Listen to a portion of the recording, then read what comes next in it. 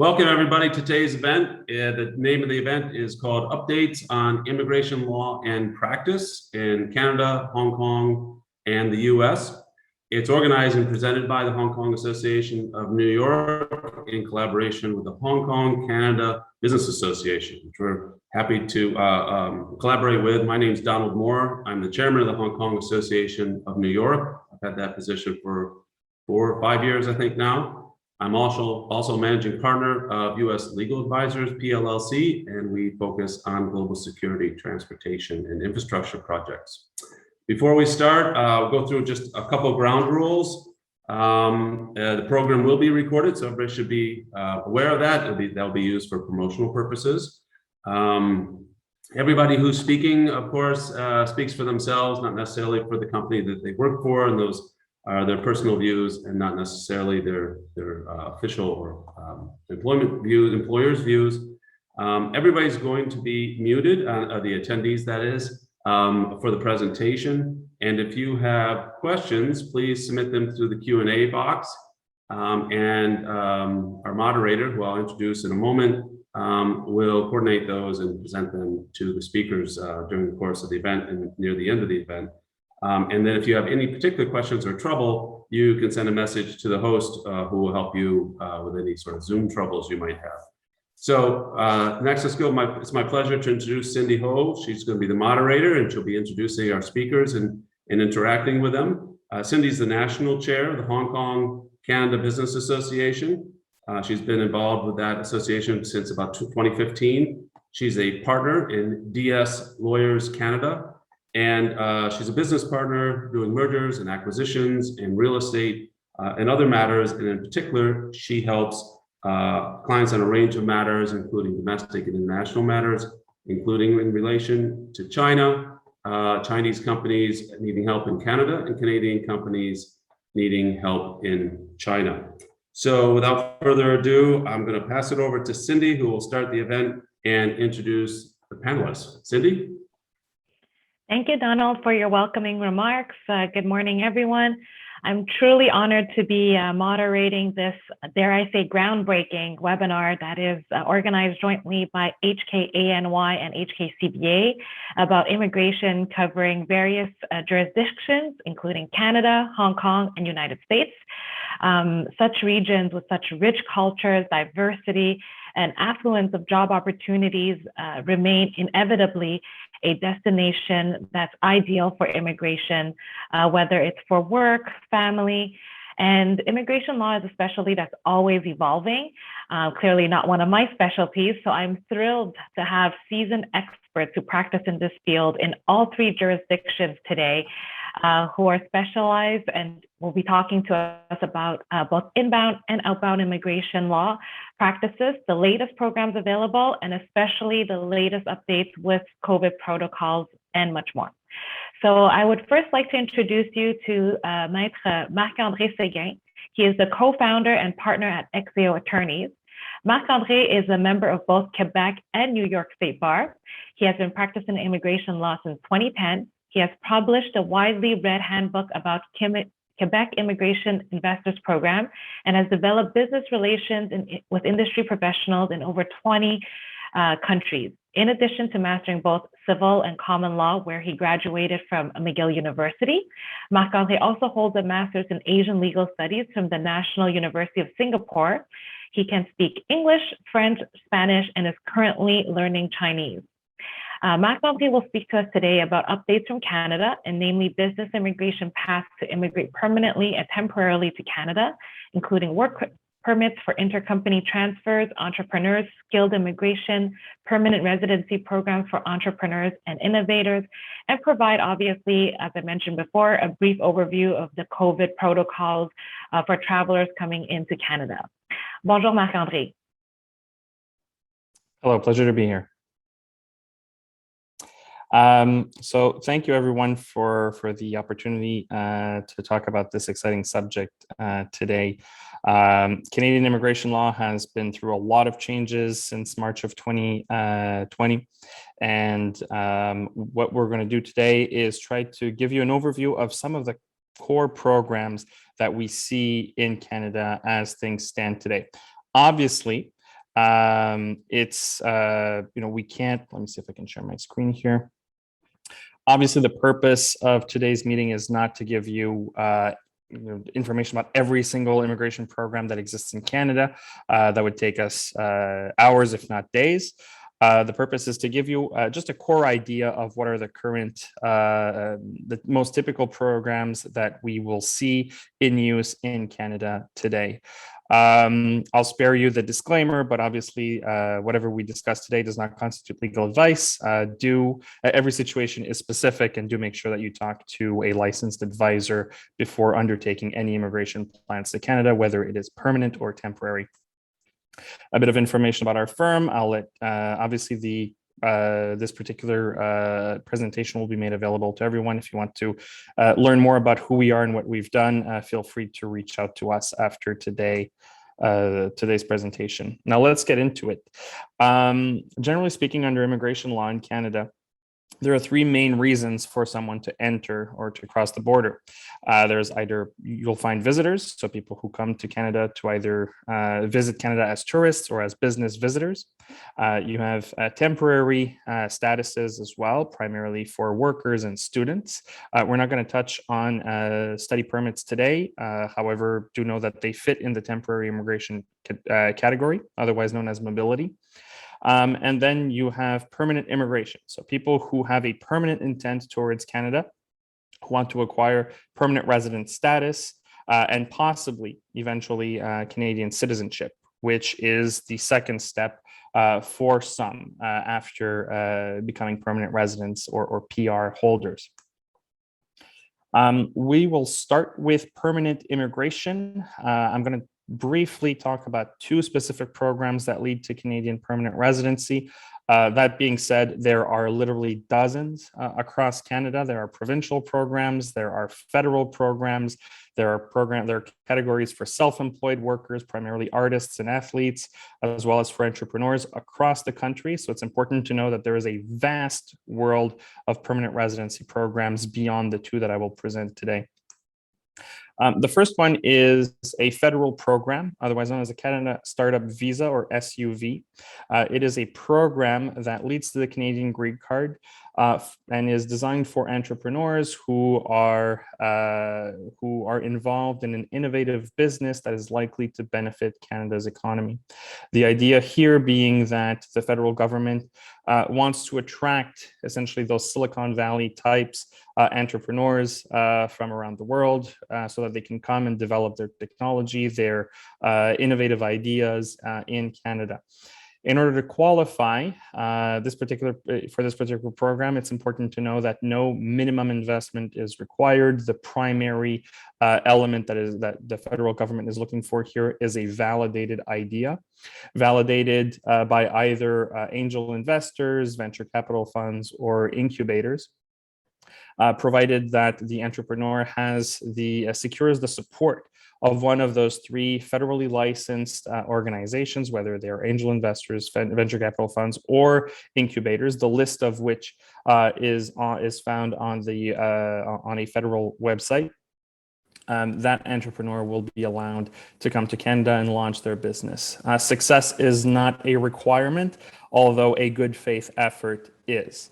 The applicant is required to actively manage his or her business in Canada. They may even team up with Canadians, but the important thing is that they first have the support of a federally licensed organization. In some cases, in the case of angel investors or venture capital funds, they must even secure funding from those organizations in order to qualify. The idea, again, being that these particular businesses can come and develop these new technologies and benefit Canadians as a whole. Obviously, most other immigration programs that we'll find across Canada also require very active involvement in businesses today.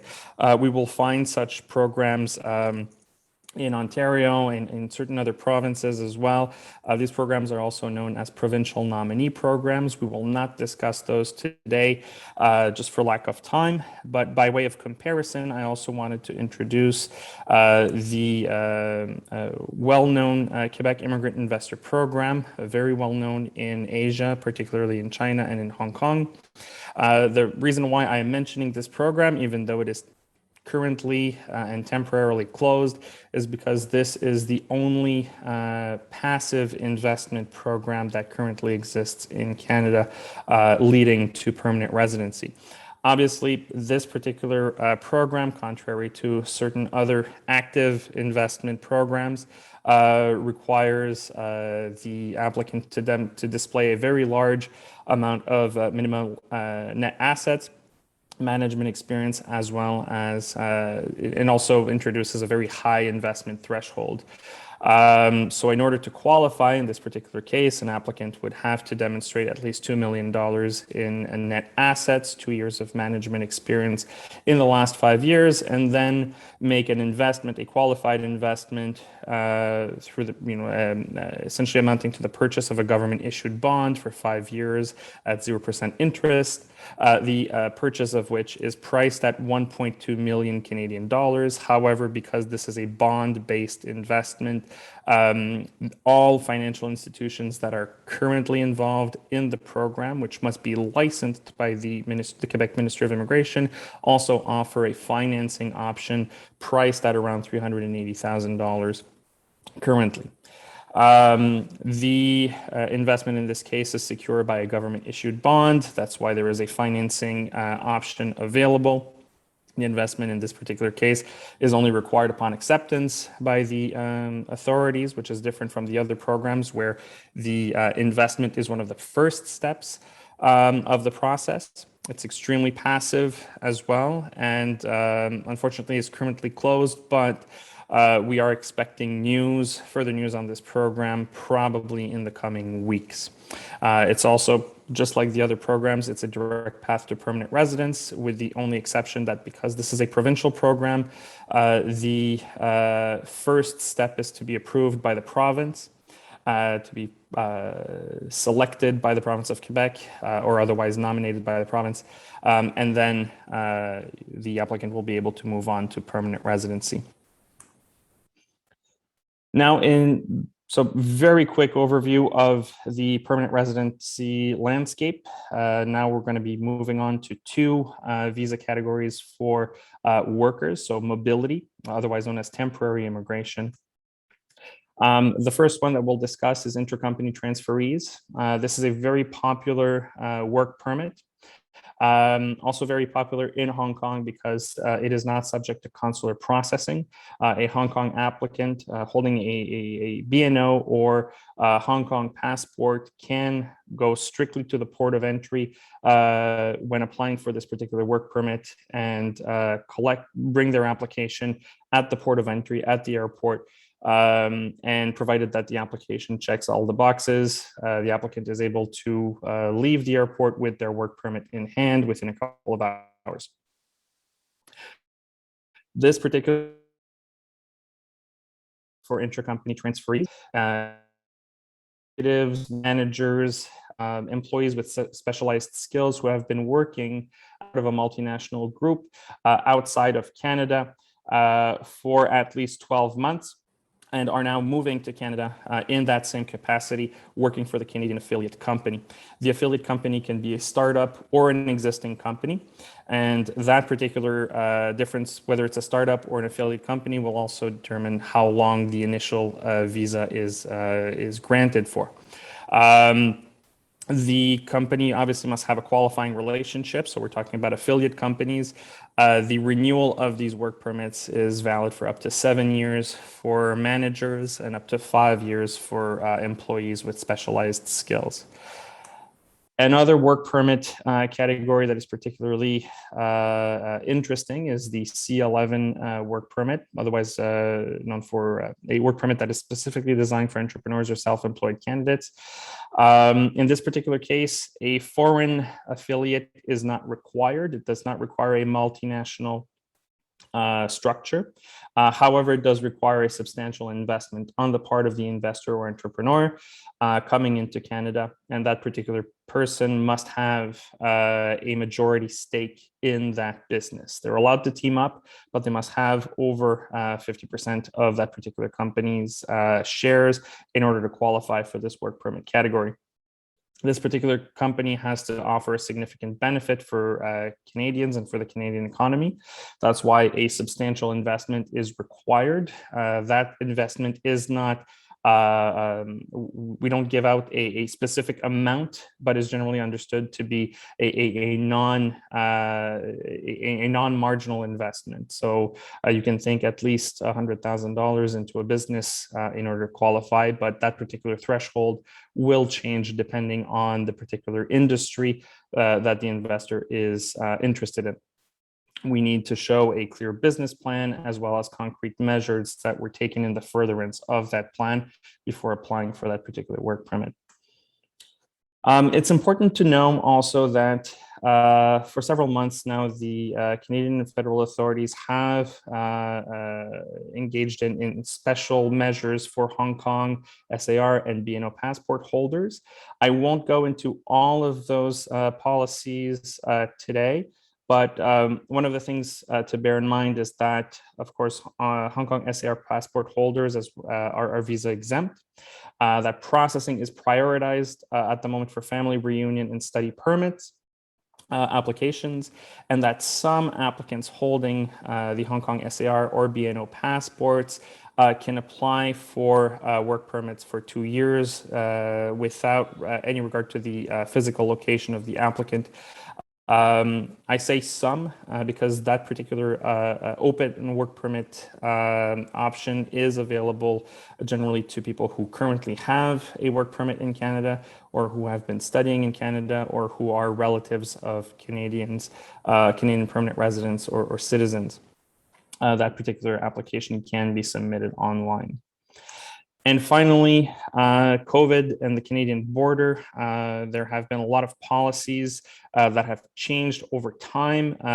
The core takeaway here is that Canada, since September 7, has opened its borders to all visitors as long as they are fully vaccinated, utilizing a vaccine that is recognized by Canadian authorities. So that refers to Pfizer, Moderna, AstraZeneca, as well as Johnson & Johnson. The traveler must have been fully vaccinated for at least 2 weeks before entering Canada. Fully vaccinated travelers are exempt from quarantine. However, they must bring a PCR test with them that was taken at least 72 hours prior to arriving in Canada. And there can be some random PCR tests upon landing in Canada for those vaccinated travelers.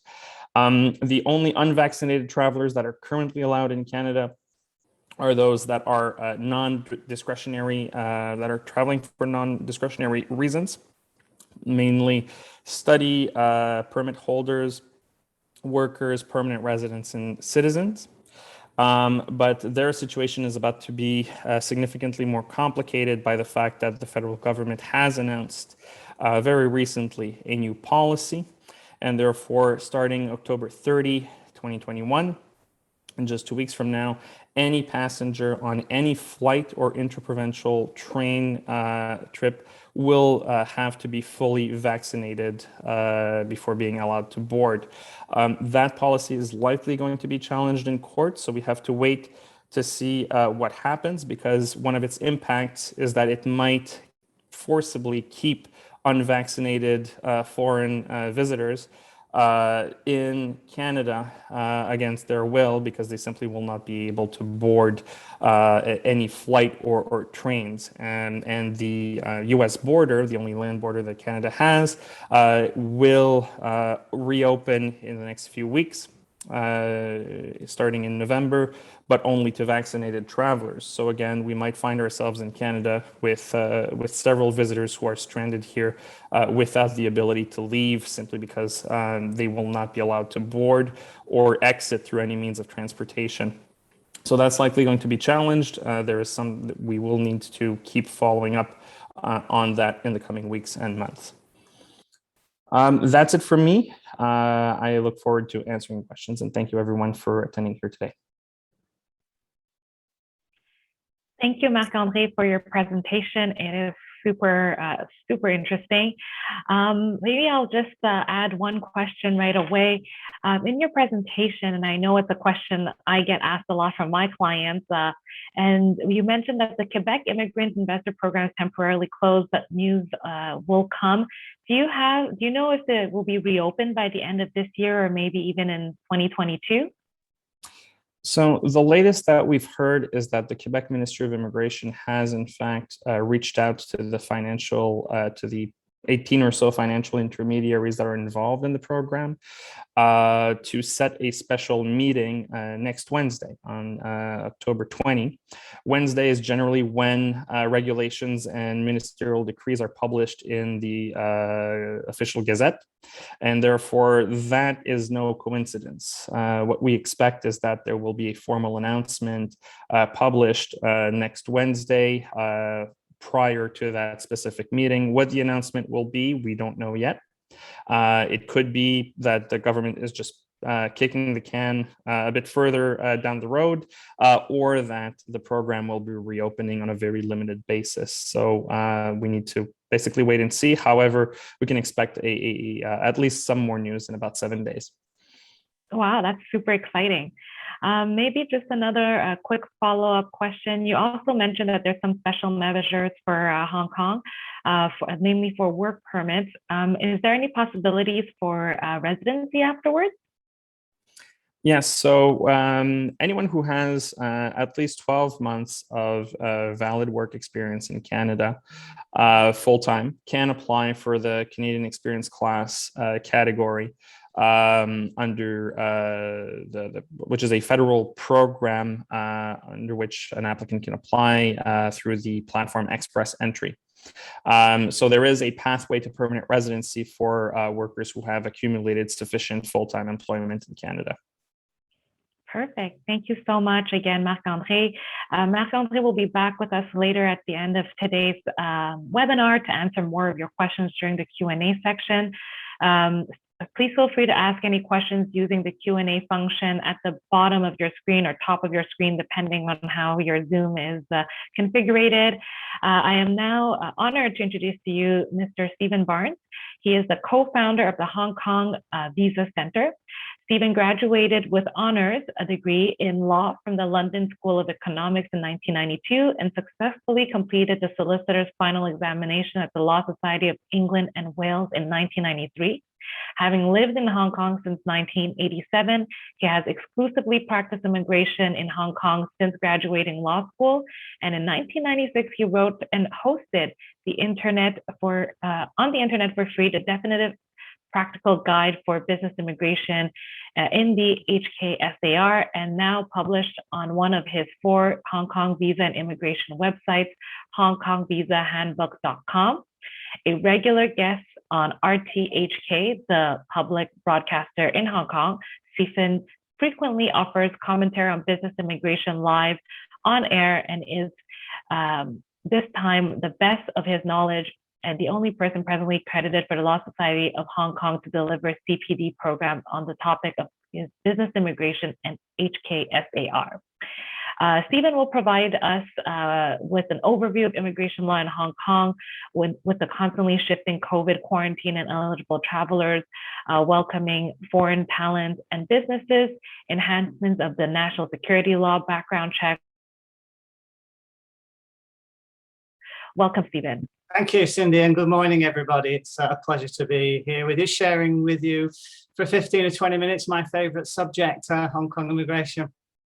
So we will sort of start off with the ramifications of visitors and residents coming to Hong Kong, predicated on the fact that we've got a zero COVID policy here, which impacts somewhat significantly on your ability to move freely across our boundaries and to get into Hong Kong via the airport. I'll touch then briefly on what are the 4 main sort of immigration stati that are used by foreign nationals to be able to pursue their sort of residence objectives in Hong Kong. I'll speak to the fact that we do have an open door policy. Nothing's changed as a result of recent adjustments to national security law arrangements here.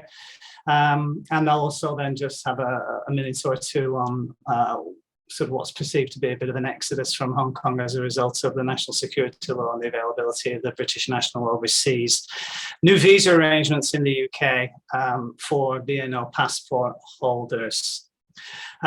If you are thinking about coming to Hong Kong, you would no doubt have looked really carefully on the government website to see what the arrangements are as regards being able to physically enter.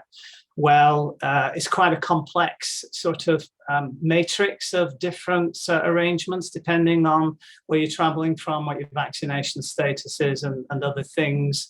But for all practical purposes, it breaks down into whether you have to do 7 days quarantine, 14 days quarantine, 21 days quarantine, whether you can do that quarantine at home, or whether you can, or you have to do that quarantine at a designated quarantine hotel.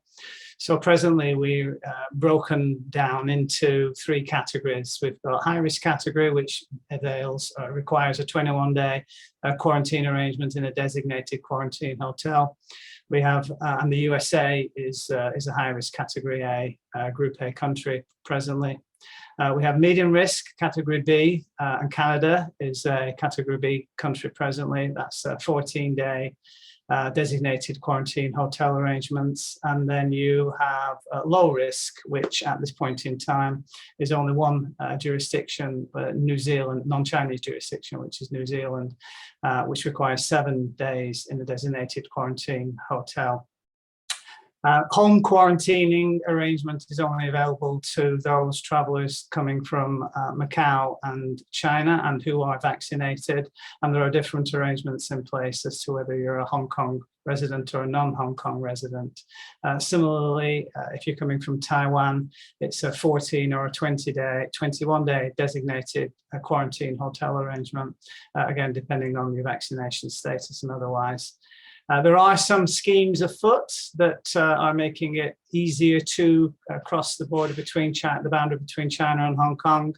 The return to Hong Kong, that's for Hong Kong residents, and the come to Hong Kong scheme for residents of China that want to come and avail of themselves in Hong Kong without needing to undergo formal quarantine upon arrival. There are challenges getting back into China as a result of having come to Hong Kong under the return to Hong Kong or come to Hong Kong arrangements. But in very broad terms, the zero COVID policy is making life very difficult for people to get here easily at will, and entails some considerable delays to your planning because of the limited number of designated quarantine hotel slots available. So good planning is required if you're planning to come to Hong Kong, but you can come. The borders are not completely closed, but if you are coming from the USA as a category A country, you, as a visitor, you're not permitted presently, irrespective of your vaccination status. So, as I say, some planning is required. So the door is open. The Immigration Department is still accepting applications and processing applications in exactly the way that they've always done pre-COVID. The main 4 visa types that I'm going to focus on are heads of immigration activity that lead to the grant of particular visas predicated on your rationale for wanting to come here. I'll just go through those briefly and then just say a word or two about permanent residency, which requires a full 7 years of continuous ordinary residence in Hong Kong after having held a temporary, so to speak, visa for 7 years, availing you of the opportunity to adjust your status and become a permanent resident subsequently. So the 4 main visa types are the employment visa issued under the General Employment Policy for professionals. And this entails also those individuals who are perhaps moving to Hong Kong on the basis of being intercompany transferees working for a foreign organization that's got a business operation that's well established in Hong Kong, who's in a position to support and sponsor the incoming intercompany transferee for an employment visa. The test for approval for an employment visa under the General Employment Policy is that the applicant must possess special skills, knowledge, or experience of value to and not readily available in Hong Kong. More broadly, the compensation must be broadly commensurate with market rates paid to similar professionals in Hong Kong, which I guess is similar to all other jurisdictions. And that for the most part, the Immigration Department need to be satisfied that no local person can reasonably be expected to uptake the work that's proposed for the foreign national employment visa applicant. So on the basis that they are a professional and otherwise all matters are properly addressed, generally speaking, these visas are being issued without any challenges, without any problems. There are a little bit longer processing times as a result of national security law, more detailed background security checks that are ongoing now. But otherwise, it's business as usual for any professional that wants to be in Hong Kong to take up employment.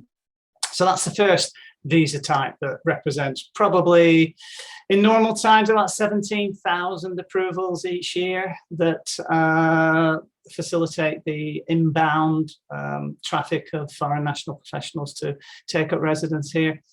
So the second visa type that is used by foreign nationals to engage in business here is the business investment visa as an entrepreneur.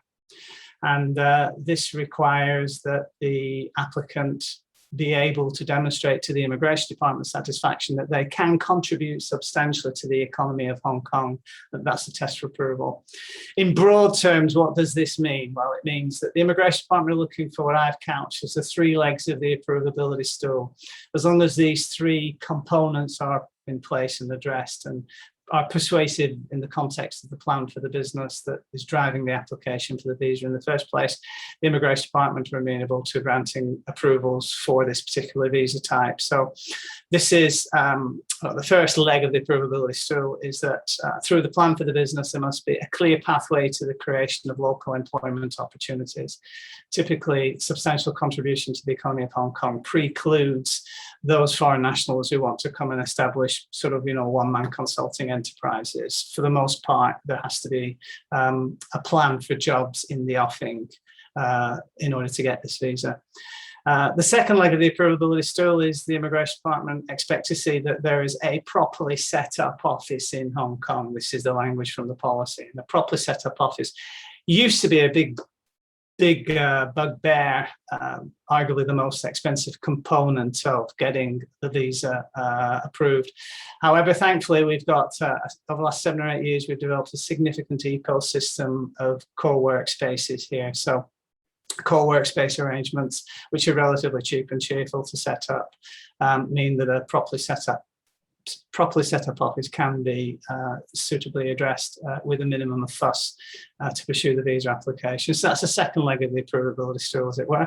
And then the third leg is really what I've couched as resources, two types of resources. There's funding resources, and there's resources which speak to sustainability of the business.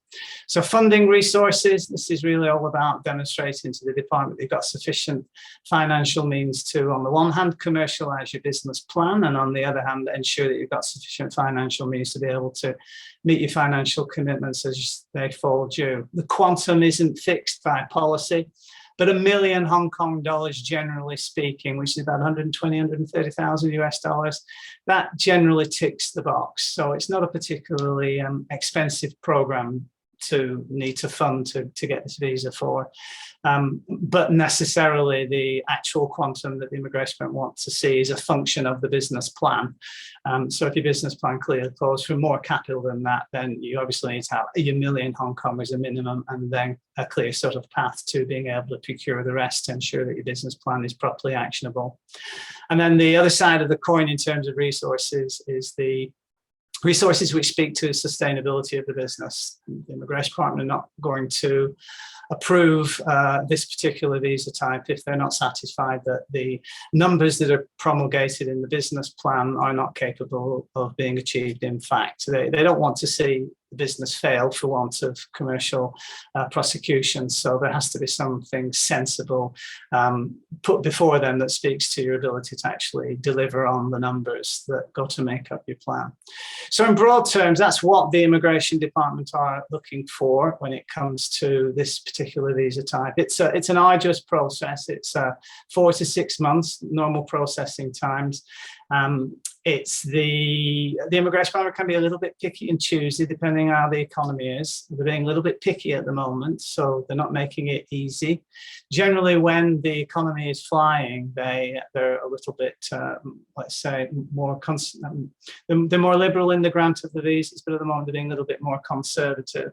I'm not sure why that is, but we're still getting these visas approved. There's not as many of them around these days as there were prior to the troubles starting in 2019 for obvious reasons. But I think once we get our borders open again, we'll see a significant uptick in those visa types coming across our practice. The third visa type is really supportive of the first two in as much as they are available for family reunion. And there are two particular visa types that avail family reunion in Hong Kong. One is the dependent visa, and the other is an out-of-policy program that the Immigration Department have put together based on prolonged visitor consent for de facto spouses who haven't recognized their relationship in a legal fashion. And these non-traditional relationships are afforded some measure of recognition by the Immigration Department because they don't want to separate families. But it does have the operating difference on the visa type as to who can work and who can't work, depending on which visa type that you hold. So the visa type for married couples, heterosexual or same-sex, or whether their relationship is recognized via a legal marriage or whether it's recognized via some other civil partnership or other instrument that legally recognizes their relationship in the jurisdiction where it was celebrated. These people can qualify for dependent visas on the strength that the Hong Kong resident visa holder that's seeking to sponsor the family member can demonstrate to the Immigration Department satisfaction in broad terms that they can put a roof over their head and food on the table of their family member that's accompanying them for residence in Hong Kong. The situation for unmarried partners is the prolonged visitor visa. The prolonged visitor visa is granted in 6 monthly increments. They are readily extended every 6 months whilst they're in Hong Kong. However, the difference between the two is that under the dependent visa, which requires legal recognition of the relationship, privilege to work is availed. Under the prolonged visitor visa for de facto spouses, the holder doesn't get the privilege to work. So there is quite a powerful difference between the two types of visas, depending on the status of the relationship with the sponsoring Hong Kong resident visa holder or the applicant for the Hong Kong resident visa. So that's the family reunion dimension addressed. And then there are a number of permutations on the employment visa typically stated that are also available in Hong Kong, depending on whether, for example, you studied in Hong Kong and graduated from a registered tertiary education institute here with a degree, either a bachelor degree or a master's or a postgraduate degree. That avails you direct access to a no questions asked, no employer required automatic employment visa at the end of your period of study upon proof of your graduation from the university here in Hong Kong under the immigration arrangements for non-local graduates. That's a very flexible visa type, and it does provide a kind of a pathway to employment status for some individuals who might otherwise not be able to qualify to secure an employment visa as a professional. So that's one kind of permutation on the employment visa.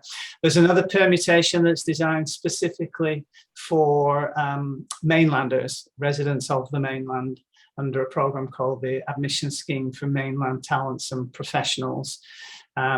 This is very much like the employment visa that's issued to other foreign nationals under the general employment policy, but it has a higher bar to entry because there's plenty of people in China that would like to come and live and work in Hong Kong, so the Immigration Department don't make it particularly easy for them to secure this status. They have to typically have a master's degree or at least a bachelor's degree with a minimum of 5 years post-graduation working experience in the case of possessing merely a bachelor's degree. And the sponsoring employer in Hong Kong must be a very well-established company. And then there's the training visa, which allows you to secure status in Hong Kong for between 6 and 12 months to undergo training in Hong Kong for particular skills that are otherwise not available outside of Hong Kong. And again, you need to have a well-established employer sponsor to sponsor those training visas, but you can get permissions to come to Hong Kong specifically for training under a permutation of the employment visa. And then one other status that's available for existing employment visa holders that have been able to secure a 2-year limit of stay on a prior application and have that status available to them at the time that they apply for what's known as top tier status. And basically what that means is if your taxable salary income in the most recent tax period was 2 million Hong Kong dollars or more, then you can apply to extend your current employment visa and remove any sponsorship requirement from your current limited stay and secure a 6-year one-time extension under the top tier scheme. So that's a program that is particularly useful for those individuals that have the means to earn out those kind of incomes and then get an immigration advantage thereafter, which gives them a kind of a clear sort of, immigration pathway through to the 7-year requirement of continuous ordinary residence in Hong Kong to be able to subsequently qualify for permanent residency after 7 years. So that's, yeah. Sorry to interrupt you. Actually, this is a super interesting opportunity that you're mentioning. Are there any opportunities to secure this passive investment for residency visas in Hong Kong? Is that the one you just mentioned before, or is there another one that is available to potential immigrants? Well, we used to have a passive investment for residence program, which was initiated in 2003, but was postponed indefinitely, and I'm not sure that we'll ever see the light of day again, called the Capital Investment Entrance Scheme, which is where you effectively put 10 million Hong Kong dollars into qualifying investment asset classes, waited 2 to 2.5 years to get to the back of the queue. And then all things being equal, if the immigration department were happy with you, they would avail you of this capital investment entrance scheme visa, which was basically yours for 7 years on the basis that you maintained your ring-fence qualifying investment in these particular assets in Hong Kong that qualified for the visa. That's gone now. So there is no formal passive investment for residence visa at this moment in time, but there are some creative ways to skirt around that quite properly. And I have 1 or 2 of these that occasionally come across my desk. So if anybody's ever interested in that, then I can have an offline conversation with them about it. But no, fundamentally there isn't, but like all good lawyers, there's always a way to get things done. Right? Thank you so much again, Stephen. And I know you'll stay with us at the end of the webinar. Again, I already see some questions coming in. Please feel free to ask any questions to any of our panelists using the Q&A function at the bottom of the top of your screen. I will now introduce you to our last panelist, but definitely not the least, Mr. Raymond Wong, who is the founder and president of Wong & Wong Associates. Over the years, Mr. Wong has carved out a reputation as an expert problem solver and fierce litigator handling civil litigation, criminal defense, and transactional matters. Mr. Wong's educational background in the fields of electrical and chemical engineering is reflected in his precise, logical approach to legal problems, which his experiences as a former soldier in the U.S. Army National Guard accounts for his prominent ability to strategize and fight in our adversarial legal system. Since founding the firm in 1988, Mr. Wong has helped countless clients in their legal needs. He is born in mainland China, but raised in Hong Kong and moved to the US in his teens. Mr. Wong understands the unique needs and concerns facing Chinese Americans, and Hong Kongers attempting to navigate the US legal system. Mr. Wong is licensed to practice law in New York and New Jersey, and he is the vice chair and board member of the Hong Kong Association of New York, and he is also the founder and chairman of the board of the Chinese American Bar Association. And today, Raymond will present to us the most common paths to come to the US, such as family-based immigration, work visas, student visas, visa lottery, and special treatments for Hong Kongers and recent policy changes under the Biden administration. Welcome, Raymond. Thank you, everyone. Apologize the noise outside, there's a little construction outside, so there may be a little noise affecting the talk today. The US immigration is a big topic, so I wouldn't be able to finish that in a few minutes. But I will refer you to, if you have time, to go to the website of the USCIS, the US Citizen and Naturalization Services. And they have very good forms that where you can look up and see how everything is done. And also, I would ask you to hire a reputable law firm to help you with whatever needs that you may have. Immigration law in the United States evolved very slowly. People, if remember studying from law school, there were Chinese Exclusion Act in the 1800s. So like it didn't really treat the Chinese that well back then. But things have evolved. And recently, the big change is the US-China relations, the effect of the change on the immigration for the Hong Kong people. Since I'm an immigrant from Hong Kong, so this is a topic affected a lot of the people that I know. The Trump administration decided to have an executive order after the security law in Hong Kong. So they suspended the treatment of Hong Kong people, treated like a separate territory. So the visa, the treatment will be the same for Hong Kong people as the Chinese people now. So coming to the United States would be a little bit more difficult for the Hong Kong people. And also in terms of immigration, the biggest part of it is family-based. I immigrated to the United States by family-based. And that's also, since this is a Hong Kong Association in New York, I would think it's basically a business community. So there will be a lot of business immigration, like L1 visa, H1, people with abilities. And I think like all jurisdictions, people would want to get able people to come and work in the United States. So depending on your skill sets, I mean, there are skilled employment and unskilled worker. So depending on what is your status, so you can talk to the immigration expert and to see where you fit so you can come. With the laws in 1990, we don't have any new immigration law per se. Since 1990, there was a limit of 140,000 business people, skilled people that can come in the United States, and only 7% of that per country. So the law is stacked against big countries like China and India. So there's a long waiting list. And Congress knew that. And I, as a matter of fact, when I was a young lawyer, I actually wrote a letter to Senator Schumer, who was in charge of the immigration policies. And now he's the majority leader in the Senate, to reflect that why is that the case? I mean, why there are so little quota. We do have a quota for these big countries. And fortunately, last year, there is a called the EAGLES Act, where both the House and the Senate passed the bill, but it hasn't been reconciled, to allow that 7% to be 15%. So there will be more people coming to the United States from those two countries. So that is the latest development.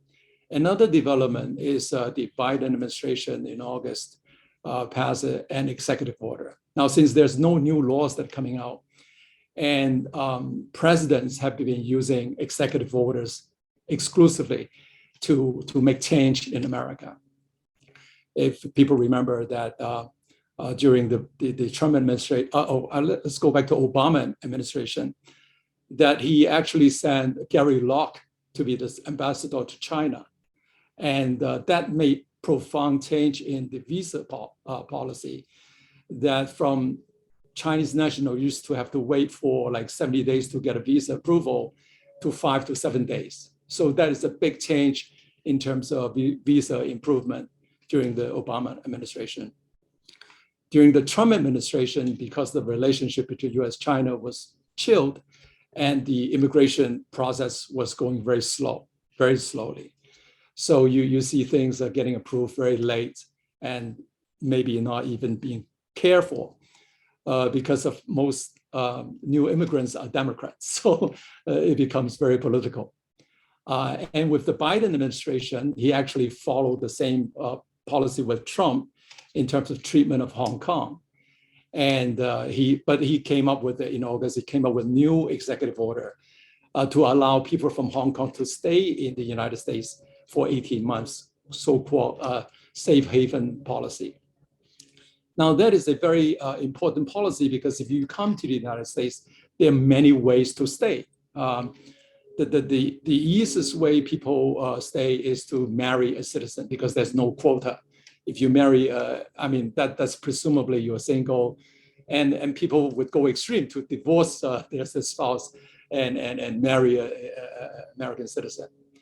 And from my practice, I'm surprised by many of people are dating on the internet. So you have Americans actually dating people in China. And I remember in my New Jersey office one day, a couple came in, they don't talk to each other. The husband speaks English, he's American. The wife spoke Mandarin and with me. And I say, how do you communicate to each other? They use Google translation. I say, wait, would that work with the immigration to think that that may be a bogus marriage? But that's how the new world works with family-based kind of cases. So since the limitation of time, I would just go that from the past, the treatment of Hong Kong, now part of China, has not been so favorable, but it's getting better. And from a non-civil society to a civil society takes time. And we can see the riots that we had in our capital. So with the immigration, it's the same thing. And I think that is a long process, it's going to the right way. But for people that are enjoying coming to the United States, is very much like all other nations. People are looking for better opportunities. And I think from the point of our country, United States, we want able people to come, like the intellectual, like Yao Ming. He had no trouble because that would be our national interest to get someone have extraordinary abilities to come to the United States. But we also have foreign workers coming to do their fair share of the work. So the immigration practice is very, very broad. As the introduction earlier said that I'm a litigator, but I'm being forced to do immigration by default because first of all, I was an immigrant from Hong Kong, and all my clients are basically from Hong Kong, China, and elsewhere, a majority of Chinese national. And for the last 30-some years, I can escape immigration law. And also the Chinese in mainland are doing better and better. So there are more subsidiaries that actually come to the United States and expand their business. A word of caution is that try to hire reputable people, because I have very well-to-do people hire immigration services, get them papers submitted, but they were not accurate papers. And with any immigration officers, the custom, if you make a mistake with your application and then during the interview, it doesn't pan out, you're in trouble because our country are very strict on laws. If you make one mistake, they will deny your visa. And it happens to so many people. In the past, they didn't think much of it. They just do whatever they want to put in the petition without being careful. And they submitted different record of their college education, like in different times. So even you're a millionaire, you hire the biggest law firm, you wouldn't be able to prevail if you don't do things accurately. So that's all for now. And it's a big topic, and I hope my talk is helpful. Thank you. Thank you so much, Raymond. Definitely something that I keep a close eye and ear out for. It's always changing, as we mentioned earlier. I was just wondering, you mentioned a little bit to make sure that you hire, professionals to be able to assist you in preparing your immigration packages as, properly as possible. What's the most common problem that you see? Maybe an example of one when, immigrants are trying to apply for the visa so that they could maybe avoid it beforehand or prepare their files better? I think the biggest problem is not accurate. No matter what you do, when you make a statement, I mean, these forms are standard forms. And when you fill it in, it has to match during the interview. And if you submit once, it should be the same when you submit the second time. I had a client who wanted to open a business, like a trading company in the United States, hire immigration services. And he actually had a college degree from a university from China, but he put down military. So that was a red flag. And also he submitted a second graduate certificate were very different from the first one. So he spent years trying to come. He spent about $8 million already investing in his business locally, trying to set up a company to do trading between the United States and China. And he wasn't able to come because of those mistakes he made by hiring non-professionals. And I can understand people would try to do anything to get the original entry he got here before, but when you do the green card process, it didn't match to the first time when you do your visa. That's a big problem. And many people from a different country, they like to say whatever they want and not be consistent. And what they say do not match with the paperwork. That is repeated time and time again. And it causes people to be denied entry, even they have legitimate visa before, and they are forever barred to come to the United States because they lied. So that is a terrible result to many families, because some of them were married couple, and the husband is in the United States, wife had an H1, went to China, visit someone, came back during the interview, did not give a true statement, and she was denied entry. That broke the whole family. Wow, that's very, very sad story. Very serious, very serious. And recently, we're seeing more litigation now because of visa fraud, quote unquote, being politicized. And we're handing, people from mainland China going to exchange program, J visa, and they're being prosecuted for being spies, maybe, or doing bad things for their country. Yeah. So it becomes politicized now, and you would never see anything like that remotely to being prosecuted in the federal courts. It's crazy.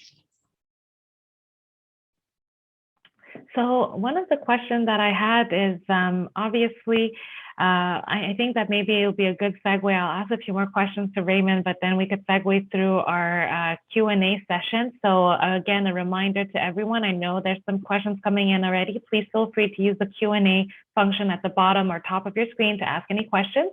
Maybe another question for Raymond. Let's say if we set up a subsidiary, that, like you said, maybe the entry into the US, the first part was not, I'm not going to say easy, but achieved successfully. And then because when we're applying for the long-term, more permanent stay, there are issues, or let's say a subsidiary is closed off. Is there any alternatives to, finding alternative solutions for being able to stay in the country, or, different statuses that could be applied to, or once there's an error or a problem with your immigration process, you have to start all over and have more difficulties afterwards? I think ultimately our services are very reasonable. I mean, I think that if you can explain why you make that mistake, and I think that is curable. I had clients where they commit crime in the United States when they were college students, and they were denied entry with visa. But we actually got their criminal record and explained the circumstances, because some situations where people plead guilty just to get out of trouble, to save money, and they may not have done it. So what you do is that you vacate those criminal charges. I mean, try to vacate it, because incompetent counsel. So many of these forms that were submitted or documentation were submitted may not be by the petitioner themselves. And some services, they actually put their own stuff in there. I remember there was a political asylum case. A 25-year-old came to my office. He's a young man, and he said, "Can you do an appeal for me?" And I say, "Do you know why were you denied?" He said he doesn't know. I say, "Are you married?" He said, "No." I say, "You have children?" He said, "No." I say, but your petition put down for one-child policy. You are not married, you have no kids. I mean, you're going to get denied. And he had no clue what was submitted on his behalf. So that was a crazy situation. So many of these things that were submitted can be curable if you explain it to them. And I think our immigration have a process for that incompetence of counsel, and you can open the case and then you can resubmit those papers again. We have another question for you, Raymond. You mentioned that immigration now treats Hong Kongers same as mainlanders. How does that affect the quota for EB2 visas, employment-based green card? It would be treated the same now, like the Chinese national. The favorable, in the past, there are different quotas. I mean, for one country, two system. So if you treat Hong Kong people separately, and then you wouldn't be on the queue of the China queue. So the China queue is much longer, right? Because the 7% per country since 1990. So now the Hong Kong people are getting in line with those people in China. So everything will be delayed if that's the case. Okay, perfect. I think that this is a great segue. I have another question for the general, all the panelists. And namely for Raymond and Marc-André, one of the questions which I think is very difficult to answer is between Canada and US, which country is better for immigration? The million-dollar question, I suppose. Maybe it'll be easier if we talk about the two immigration and pros and cons. I think that depending on the person's need. I mean, there are people like Canada, there are people like the United States. Coming to the United States is much harder because of the current environment, anti-foreigner. So I think Canada has an upper hand in that. I still remember back in 1997 when Hong Kong was reverted back to mainland China, a lot of people went to Canada.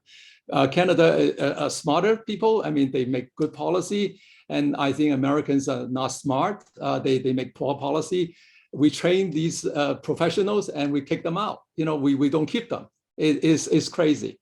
But that's what a messy Democratic Party that democracy we have. We have to look out for the union who are fighting like people don't want to fight for their job. At the same time, we need these people in our country. We're just making bad policy. And now we're done with the investment policy since 1990, and there's no new laws allowing people to come in like 500,000, 1 million. But Canada is smart. I mean, they have a lot of these incentives to and it's a big country and a lot of room for growth. So I think we're losing out in that competition. But ultimately, it boils down to what the client wants. I mean, if they wanted it bad enough, they will find ways to come. And thank you, Raymond. Marc-André? Sure. To complete what Raymond just said, so I practice immigration law in both Canada and in the US. So we face that situation on a very regular basis. I would say that the US immigration platforms are interesting for family reunification, are definitely more efficient than Canada's, and are faster, generally speaking, especially for spousal sponsorships. For other types of family sponsorships, it can be significantly slower. I think for Mexican citizens, for example, they're currently processing family sponsorships that were filed in 1996. So, but for spousal sponsorship, it's much faster than in Canada at this time. The US EB-5 program that Raymond alluded to currently is open at $500,000 US, which makes it probably one of the cheapest business investor immigration programs in the world at the moment for any OECD country, at least, provided that you apply under EB-5 direct, which is, we don't have time to get into that, but in any event, it is something that is worth exploring. And in Canada, on the reverse, I think Canada has displayed quite a lot of potential for to essentially help applicants bridge from a temporary status to a permanent one, which is significantly harder to do in the US. So, for instance, students or temporary workers who come to Canada and acquire skills or experience have that possibility to then bridge over to permanent residency and ultimately citizenship. However, I would say that our business immigration programs right now, unless you want to be actively involved in a business or that you have a great startup idea, are probably inferior to what you'll find under the EB-5 or the EB-1C visa categories. So there is, it's a give and take. It depends. Again, there are as many answers as there are people who might be interested in one country instead of another. They're very different countries with very different immigration laws at the end of the day. Thanks, Marc-André.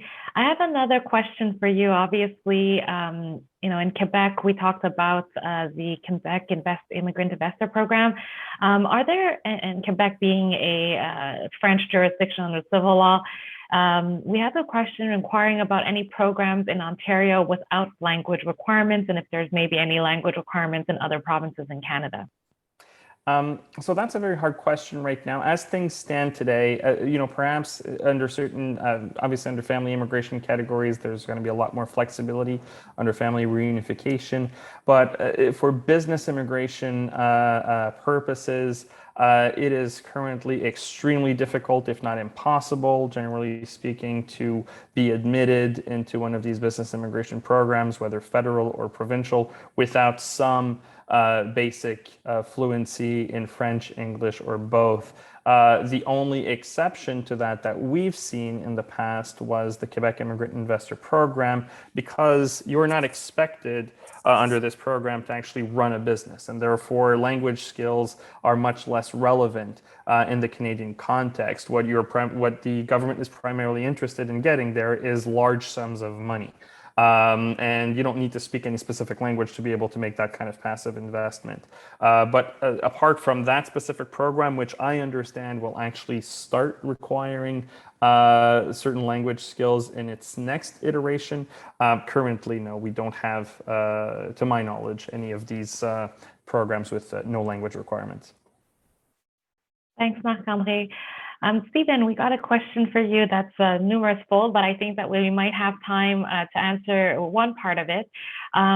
There's a law, obviously, with the HKID for certain, people who need to return to Hong Kong for a period of 36 months. Are there any extensions or exceptions due to the current unprecedented circumstances? All right, well, there's two ways to acquire permanent residency in Hong Kong. The first is if you're a foreign national and you come and you live ordinarily residently here for 7 years, and you're able to convert to permanent residency on the back of that life experience. That can be lost if you have been physically absent from Hong Kong for a period of 36 months or more. In that case, you are downgraded to the right to land, which functionally is the same as permanent residency. It just means that the whole package of rights that go up to and include the right of abode enunciated, having acquired that status via 7 years continuous ordinary residence, is that status is as good as the right of abode that comes with PR in that instance, but you can lose it, and there are implications as a result of losing that. On the other hand, if you have Chinese nationality or a claim to Chinese nationality, that 36-month rule doesn't apply to you, so you're not negatively impacted by the loss. Now, the question is, does the Director of Immigration have any discretion to waive the 3-year requirement as a result of the COVID arrangements now? And the bottom line is no, he doesn't have the power to do that, because that's an instrument of the basic law. And so effectively, there's no way out of losing your right of road if you've acquired it via the 7 years continuous ordinary residence pathway. Thank you very much. Maybe I'll have one last question. We have a question for Raymond. If we have a company that started applying for a green card but is still in prevailing wages status and their H-1B is expiring, it's been 6 years, can they still file for an adjustment for status, stay and work for the company? Can one still travel? Can one file for a green card both via employment and marriage at the same time? That's a lot of information, and I think to be prudent, I would have to look at the file in order to give a simple answer like that. I mean, but 6 years, I mean, that's a long time. And I think that the law is that if you are legally here and working, you can stay until you get the green card. So with all this marriage, and I don't know who they're marrying to. If they're marrying to a citizen, then it would be a very easy process. So I think I have to take a look at what's going on in order to give an answer like that. Anything that's been there for a long time is needs a little bit better scrutiny. Of course, of course. I think that this is another question that may be a little personalized as well, but maybe people could reach out to our panelists after the conference. One of the last questions I'll be asking is, I have a situation here from my son who was working in Europe, Finland, in an international company for 3 years. He graduated in CSE and MS machine learning. What is the easiest process and convenient for him if he wants to proceed in Canada? So I think this question is for Marc-André.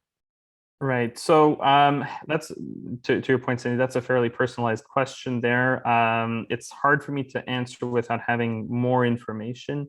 That being said, that person can reach out to me. And in the meantime, my first instinct would be to look at the Express Entry platform for skilled workers, which may offer a solution. However, it should also be noted that most successful Express Entry applicants generally manage to secure a job offer in Canada, or at least have some experience in Canada before applying for permanent residency as skilled workers. So there are different paths to look into. Maybe get a work permit, maybe find a new career opportunity in Canada first, and then apply through Express Entry. But again, very hard to answer without having more information.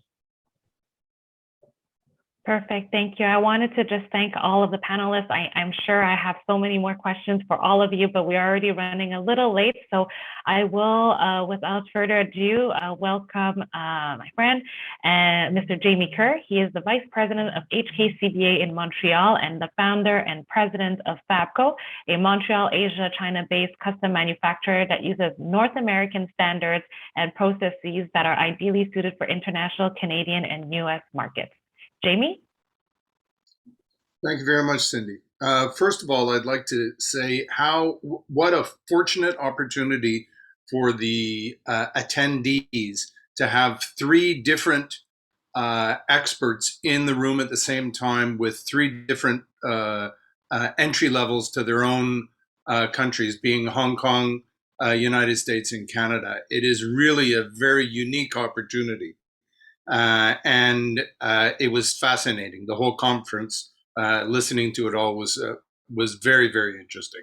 I'd like to thank Marc-André Séguin, first of all, from Canada, Stephen Barnes from Hong Kong by way of Australia, and Raymond Wong for being excellent panelists for us. I'd also like to take this opportunity to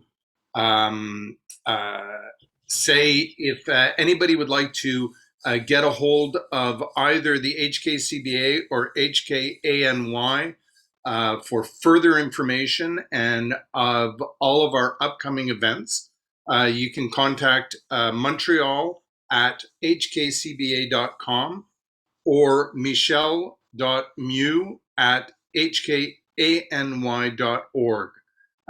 These are also in your comments in the chat section. You'll see the information. There's a couple of upcoming events. There is the Hong Kong Forum on October 21st. There is the Hong Kong cocktail reception for the HKANY. We have if you go back one slide, Michelle, to the virtual delegation on October 21st, which is, I attended this last year for the HKCBA, and it's run very well. It's very interesting, a lot of topics, and a lot of insight into the Hong Kong Forum, which happens every year. And also in November, the next slide, Michelle.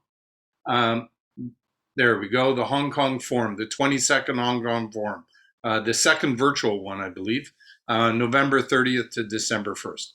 Again, I would like to thank all of the panelists, and also Donald Moore and Cindy Ho for as colleagues in our Hong Kong, Canada, and America Businessmen's Association. And that's about all. Thank you for joining us.